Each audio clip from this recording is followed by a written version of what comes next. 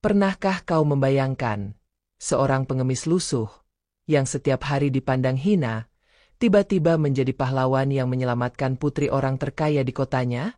Dan tahukah kau bahwa keberaniannya itu bukan hanya mengubah hidupnya, tapi juga membuka rahasia besar yang membuat semua orang terkejut? Ini kisah tentang keberanian, balas budi, dan bagaimana takdir bisa mengangkat siapa saja dari lumpur kehinaan menjadi bintang di langit paling tinggi. Jangan lupa like, komen, dan subscribe channel ini, agar kamu selalu mendapatkan kisah-kisah luar biasa penuh inspirasi dan kejutan. Aktifkan juga lonceng notifikasimu, supaya tak ketinggalan cerita berikutnya yang tak kalah bikin merinding. Fadil duduk termenung di trotoar yang panas membara, bersandar pada tiang lampu jalan yang catnya mulai terkelupas. Suara klakson mobil bersahut-sahutan, debu beterbangan setiap kali kendaraan melintas, membuat matanya perih. Keringat membasahi wajahnya yang hitam karena terpanggang matahari. Dalam genggamannya hanya ada kaleng karat berisi recehan, hasil belas kasihan beberapa orang yang kebetulan tergerak hatinya. Tak ada yang tahu, di balik matanya yang suram, Fadil pernah punya hidup yang cukup layak, sebelum takdir merampas semuanya darinya.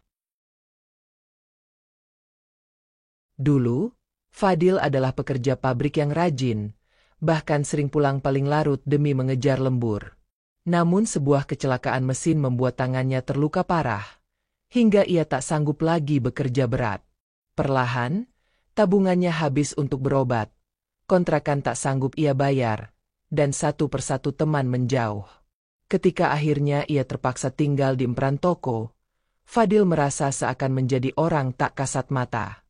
Semua orang hanya melintas, sibuk dengan urusan masing-masing, seolah dirinya hanyalah sampah yang mengotori kota. Suatu sore yang panas, matahari mulai condong ke barat mewarnai langit jingga keemasan. Fadil mendongak lemah. Lalu matanya menangkap pemandangan tak biasa. Sebuah mobil hitam mewah berhenti mendadak di seberang jalan. Dari dalamnya melompat turun seorang gadis muda, berambut panjang, mengenakan gaun putih elegan. Wajahnya pucat, matanya sembab seolah habis menangis. Nafasnya memburu, langkahnya cepat namun goyah, seakan ia dikejar sesuatu yang mengerikan. Gadis itu adalah Naya, satu-satunya anak Herman Setiawan, konglomerat paling berpengaruh di kota ini. Naya dikenal sebagai gadis cantik, lembut, serta pintar. Namun saat itu, tak ada sisa keceriaan di wajahnya. Bibirnya gemetar saat ia menoleh ke belakang, seolah khawatir ada yang mengikuti. Ia terus berjalan cepat ke trotoar, masuk ke antara kerumunan pedagang asongan, pengemis, dan orang-orang yang berlalu lalang. Fadil mengerutkan kening, hatinya seperti bergetar aneh.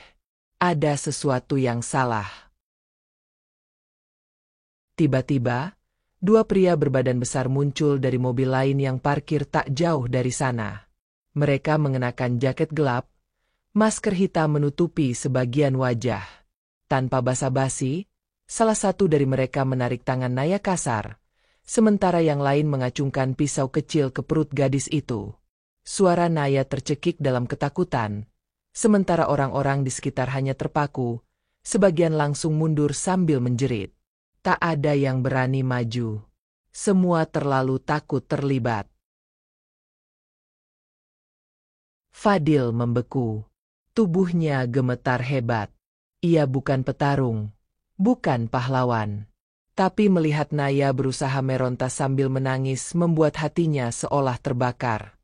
Ingatannya melayang ke masa lalu saat ia pernah melihat ibunya dirampok di pasar, dan tak ada satupun yang membantu. Wajah ibunya menangis meminta tolong, terpatri jelas di benaknya.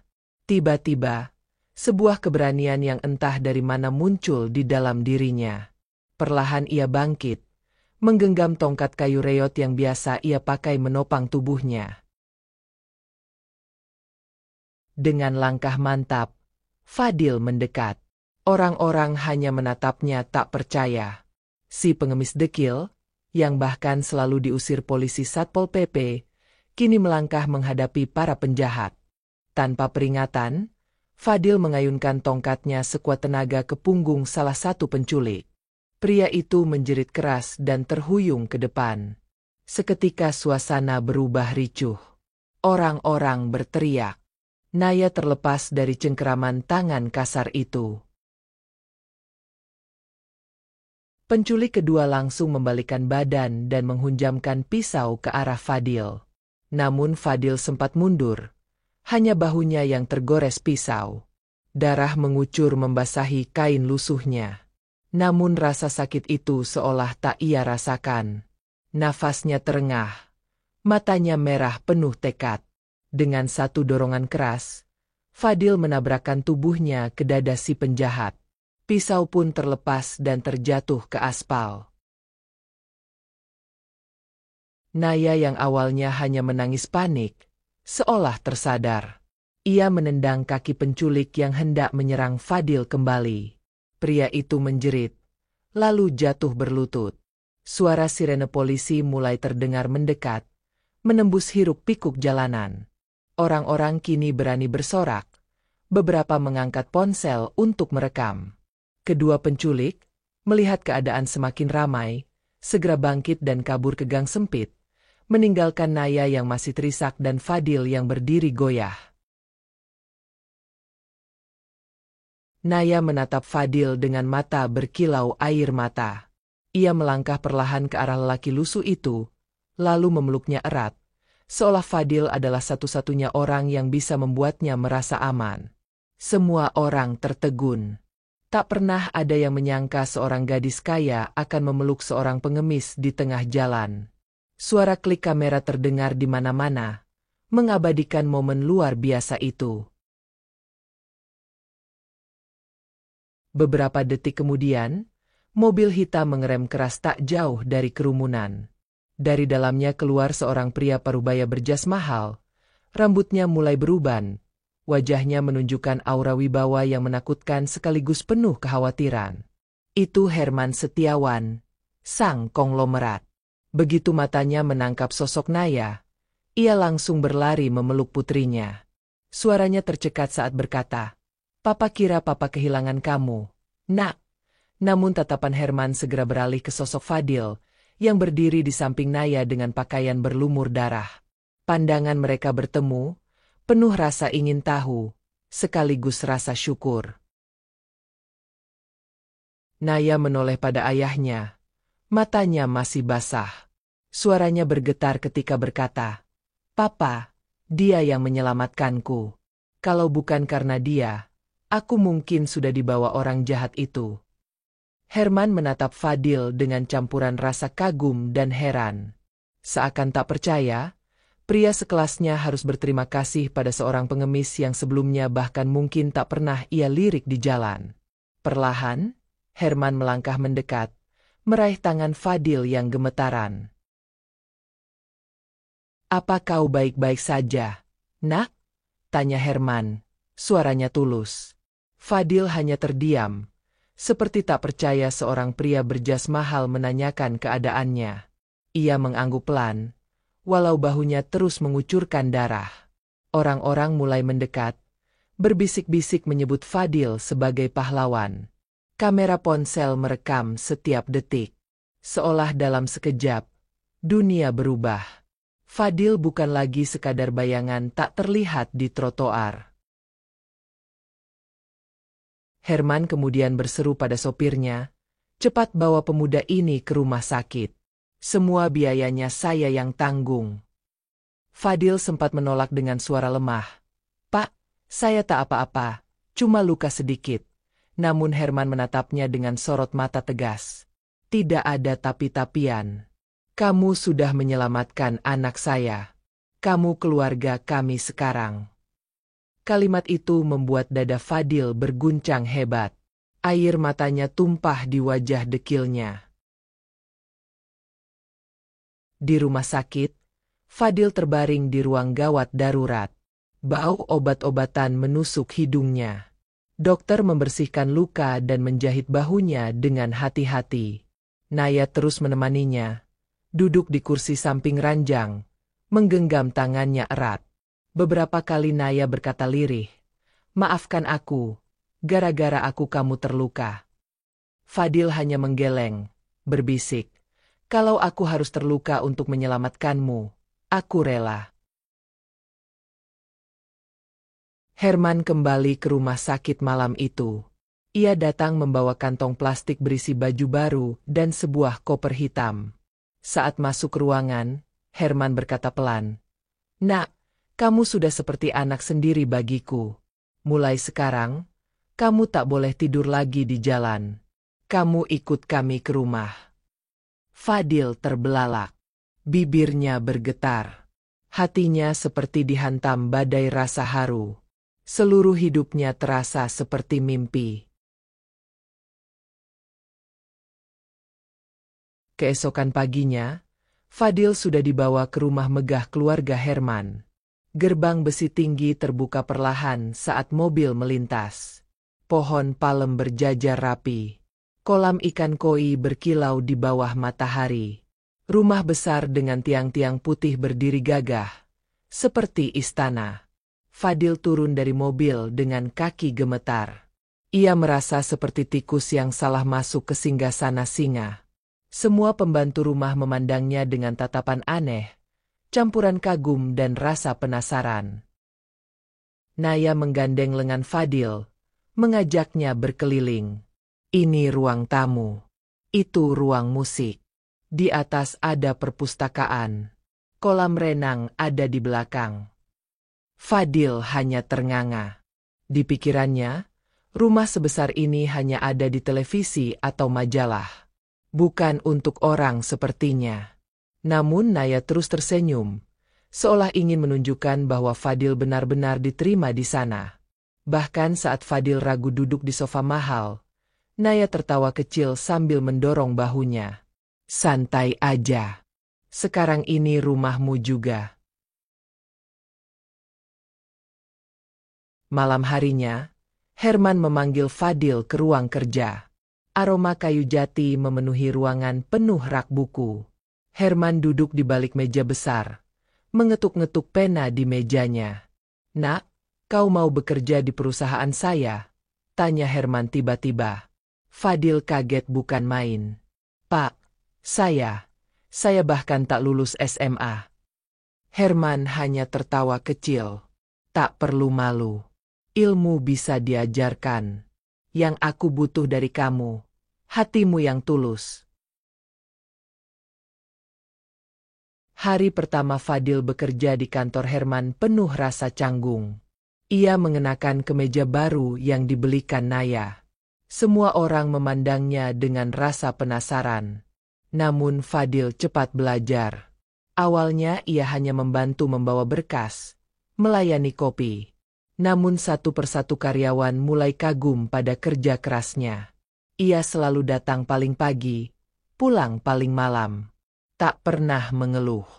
Semangatnya menular pada banyak orang. Beberapa bulan kemudian, nama Fadil mulai santer di kantor. Dari hanya disebut pengemis penyelamat, ia kini mulai dianggap asisten kepercayaan Herman. Foto Fadil dan Naya waktu di trotoar bahkan sempat viral di media sosial. Banyak orang merasa terinspirasi. Fadil sendiri selalu tersipu malu tiap ada yang memuji. Baginya, ia hanyalah orang biasa yang kebetulan nekat menyelamatkan seorang gadis. Namun tidak semua orang senang. Di kantor, ada beberapa pegawai senior yang diam-diam mencibir Fadil. "Apa pantas pengemis kerja di perusahaan sebesar ini?" gumam salah satu manajer. Mereka tak suka melihat Herman terlalu dekat dengan Fadil. Bahkan ada yang mencoba menjebaknya agar terlihat melakukan kesalahan. Namun setiap kali, kejujuran dan ketulusan Fadil selalu menyelamatkannya. Naya semakin dekat dengan Fadil. Hampir setiap istirahat siang, ia mengajak Fadil makan bareng. Terkadang mereka tertawa melihat video lucu di ponsel. Kadang, Naya bercerita sambil terisak soal rasa kesepiannya meski hidup bergelimang harta. Kau tahu, Fadil, punya segalanya itu kadang justru bikin aku merasa sendirian, kata Naya suatu sore. Fadil hanya memandangnya lembut. Aku selalu di sini kalau kau butuh teman. Suatu malam, Herman duduk di beranda rumah, memanggil Fadil mendekat. Di bawah bintang-bintang, Herman berkata pelan, "Nak, tahukah kamu kenapa aku sangat ingin kamu tinggal di sini?" Fadil hanya menggeleng. Herman menghela napas panjang. Karena dulu, aku juga pernah hampir menjadi sepertimu.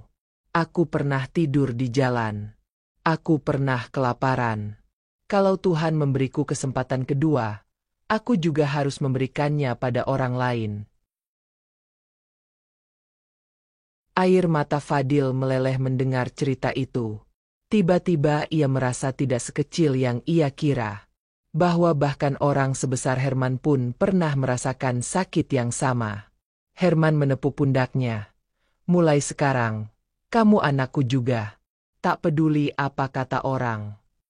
Kata-kata itu menancap di hati Fadil, seperti cahaya yang menembus kegelapan hidupnya. Mulai hari berikutnya, Herman mengumumkan secara resmi bahwa Fadil adalah bagian dari keluarganya. Semua karyawan dikumpulkan di aula besar kantor. Herman berdiri di podium. Suaranya lantang. "Hari ini aku ingin kalian semua tahu bahwa lelaki ini, Fadil, bukan hanya penyelamat putriku, tapi juga penyelamat hatiku. Ia mengingatkanku bahwa manusia diukur bukan dari harta, melainkan dari keberanian dan ketulusan." Semua orang terdiam. Beberapa orang bahkan meneteskan air mata. Fadil berdiri kaku di samping Herman, matanya berkaca-kaca, tak mampu berkata apa-apa.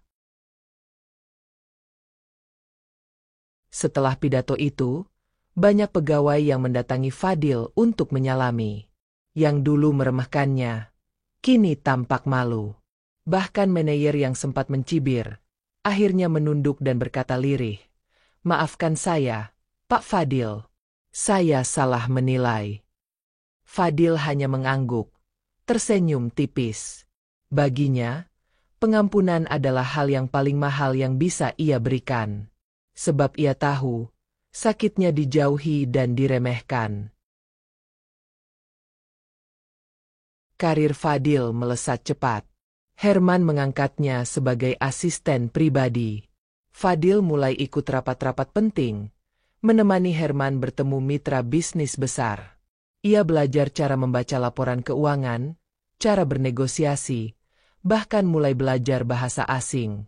Naya pun selalu mendukungnya. Setiap malam, Naya sering datang ke ruang kerja Herman hanya untuk memastikan Fadil tidak terlalu lelah. "Jangan paksa dirimu. Aku nggak mau kau sakit," katanya lembut. Suatu malam, Fadil duduk di balkon rumah mewah itu, menatap kota yang berkelip lampu. Hatinya terombang-ambing antara rasa syukur dan rasa canggung. Ia merasa seperti hidup di dunia orang lain.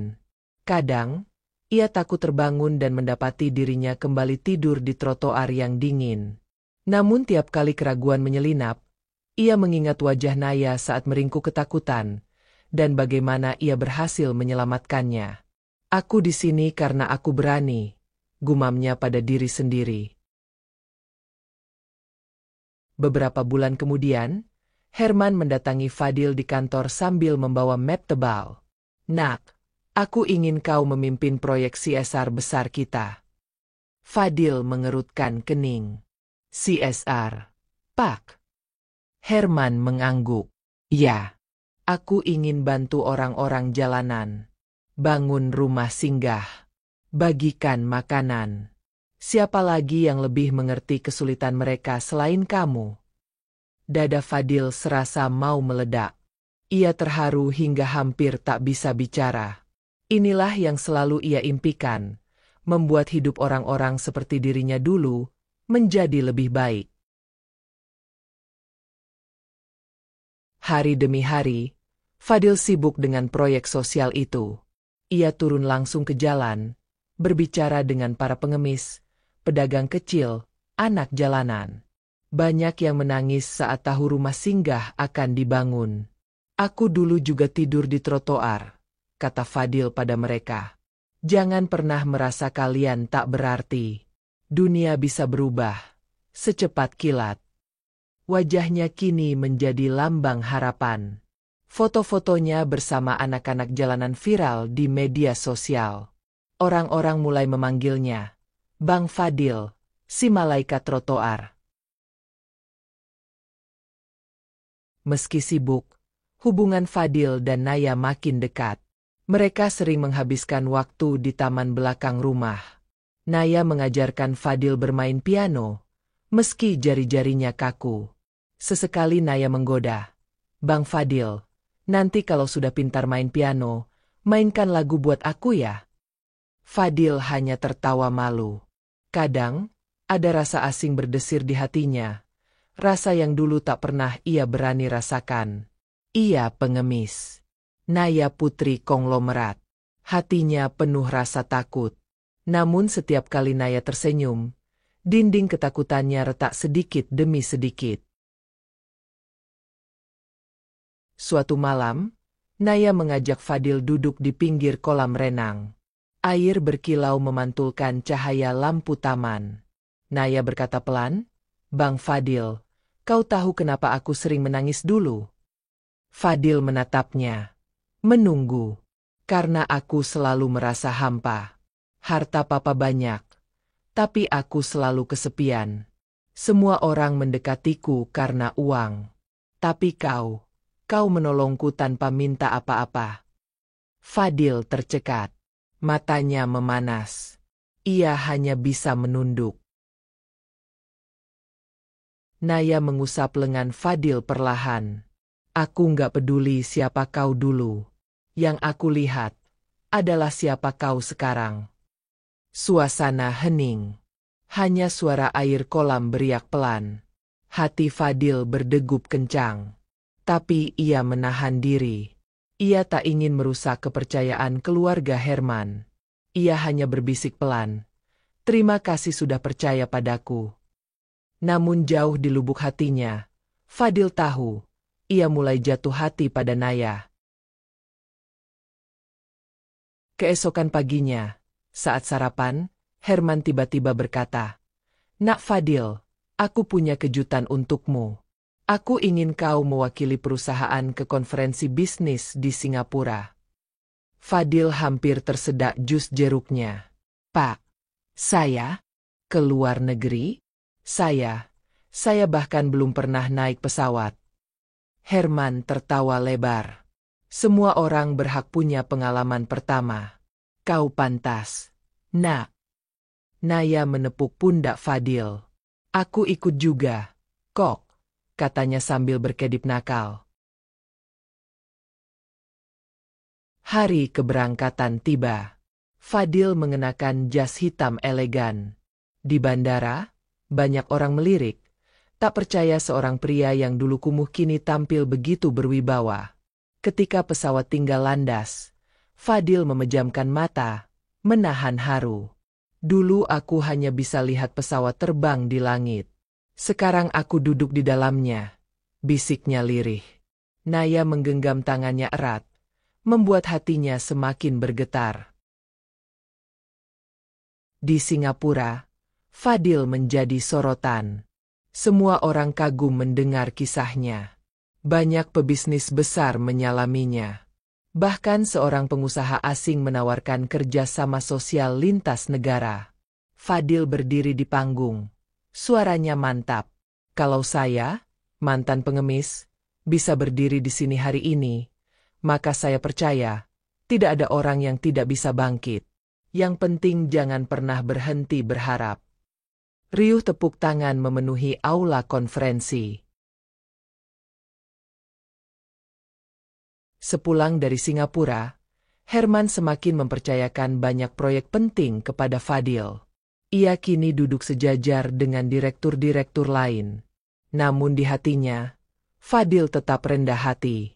Tiap malam, ia masih sering turun ke jalan, membawa kotak makanan, berbagi dengan para gelandangan. Aku dulu seperti kalian. Aku tahu rasanya lapar, katanya sambil menyerahkan nasi bungkus. Para gelandangan memeluknya, menyebutnya malaikat. Nama Fadil terus berkibar. Wartawan berebut ingin mewawancarainya. Di televisi, wajah Fadil muncul dengan jas rapi, namun matanya tetap lembut. Saat ditanya apa mimpinya kini, Fadil menjawab sederhana, "Aku hanya ingin membuat orang-orang yang dulu seperti aku merasa bahwa hidup layak diperjuangkan." Kata-katanya membuat banyak penonton menangis.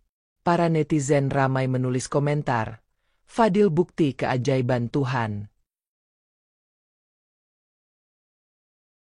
Namun di puncak kesuksesannya, Fadil tetap setia pada orang-orang lama. Ia masih sering mengunjungi sudut trotoar tempat ia dulu biasa duduk mengemis. Di sana, ia menepuk pundak para pengemis lain. "Bangkitlah. Percayalah, suatu hari kalian bisa berdiri di tempat yang tak kalian bayangkan." Beberapa pengemis menangis, memeluknya erat. Mereka tak lagi melihatnya sebagai orang kaya, tapi sebagai saudara. Pada ulang tahun perusahaan, Herman berdiri di atas panggung, matanya berkaca-kaca. "Hari ini, aku ingin mengumumkan bahwa mulai bulan depan, Fadil akan resmi menjadi direktur CSR di perusahaan kita." Aula meledak dengan tepuk tangan. Fadil tertegun, lidahnya keluh. Naya berdiri sambil bertepuk tangan paling keras. Senyumnya penuh kebanggaan. Matanya bersinar. Ia berbisik, "Aku tahu kau bisa, Bang." Hari-hari Fadil kini penuh kesibukan. Ia terbang ke sana kemari, menjalankan misi sosial. Namun setiap kali pulang ke rumah besar Herman, Naya selalu menunggunya dengan senyum hangat. "Pahlawanku sudah pulang," ucap Naya suatu malam, membuat wajah Fadil merona merah. Meski status mereka masih sebatas teman dekat, banyak orang mulai berbisik, menduga bahwa cinta sedang tumbuh di antara mereka.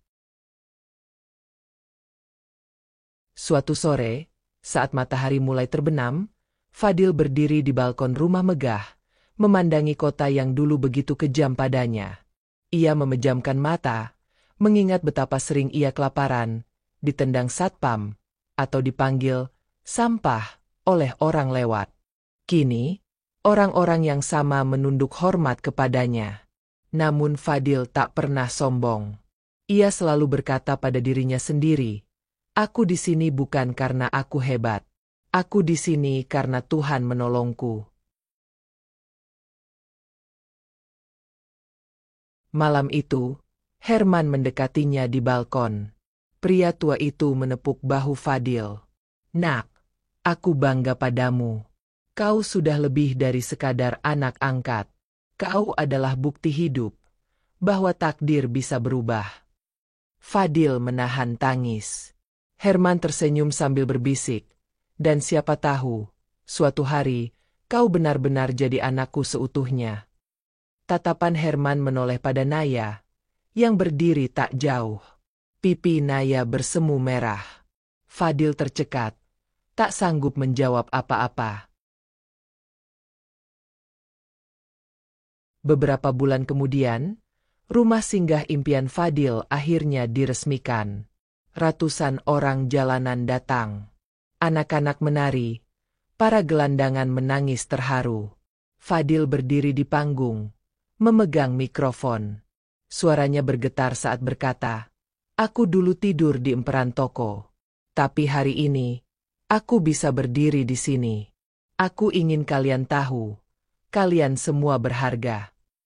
Suasana haru membanjiri acara. Banyak orang tak mampu menahan tangis.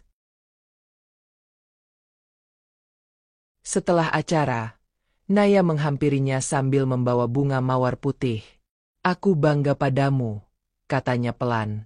Fadil menatap matanya. "Semua ini juga berkatmu, Naya." Kau yang percaya padaku sejak awal. Naya tersenyum, lalu memeluknya erat. Di sekeliling mereka, lampu-lampu gantung berkelip, menciptakan suasana seolah dongeng.